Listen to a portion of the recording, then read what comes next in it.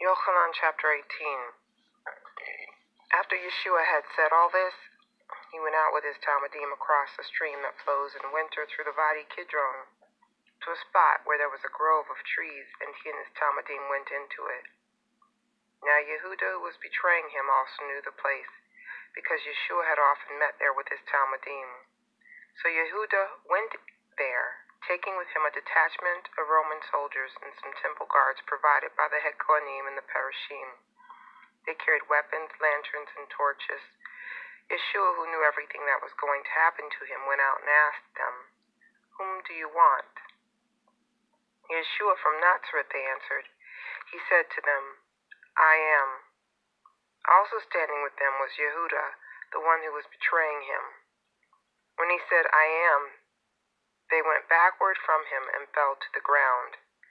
So he inquired of them once more, "Whom do you want?" And they said, "Yeshua from Nazareth." "I told you, I am," answered Yeshua. "So if I'm the one you want, let these others go." This happened so that what he had said might be fulfilled. "I have not lost one of those you gave me." Then Shimon Kefa, who had a sword, drew it and struck the slave of the Kohen Hagadol, cutting off his right ear. The slave's name was Melech. Yeshua said to Kefa, "Put your sword back in its scabbard. This is the cup the Father has given me. Am I not to drink it?" So the detachment of Roman soldiers and their captain, together with the temple guard of the Judeans, arrested Yeshua, tied him up,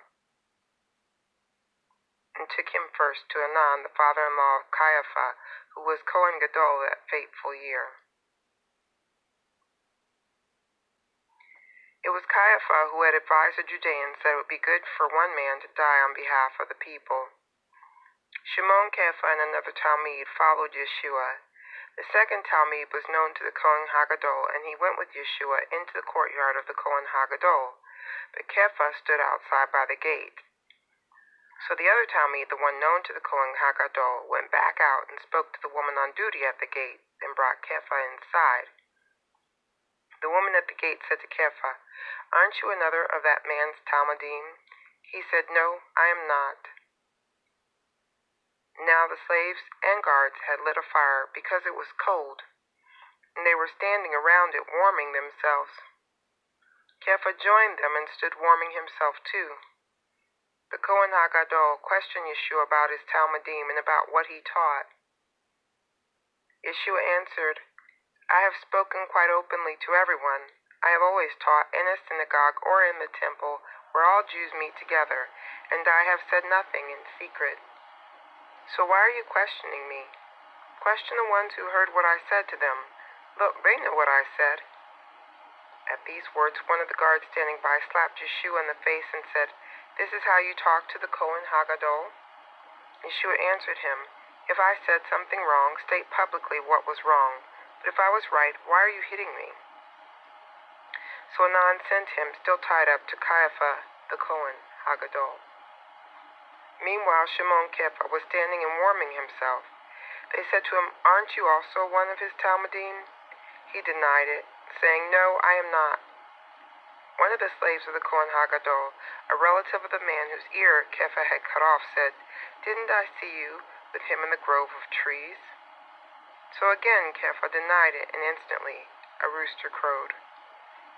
They led Yeshua from Caiaphas to the governor's headquarters.